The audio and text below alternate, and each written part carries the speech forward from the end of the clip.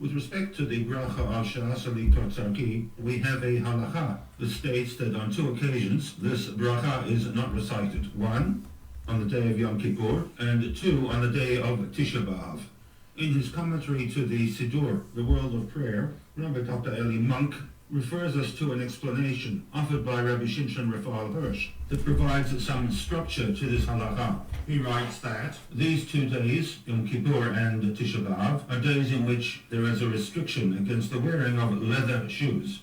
The original intent of this halacha was to restrict the wearing of any footwear, which in its day would have been leather footwear. But this is before shoes made of other materials, synthetics, for example, were available. Not wishing to expand the restriction to all foot covering, I guess the halachic authorities decided that it would be better to limit the restriction to its original format, namely the wearing of leather shoes. Hence the minhag today, in common practice, to wear sneakers on the day of Yom Kippur.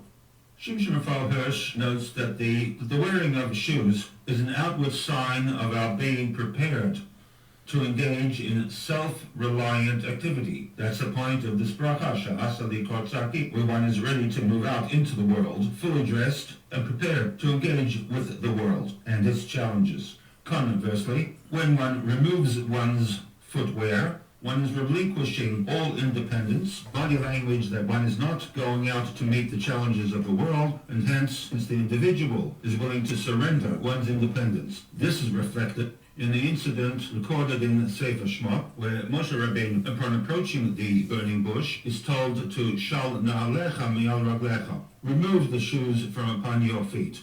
The reason being, ki ha'malkom asher ata omed alav, the ground upon which you are standing, admat kodeshu, is holy ground. The shoes would create a barrier between Moshe Rabbeinu and the ground upon which he was standing, and hence he was instructed to remove those shoes in order to attach himself to Kedusha. One must strive to attach oneself to HaKadosh Baruch Hu each and every day of the year and wherever possible throughout the day. We do this through mitzvot, brachot, etc.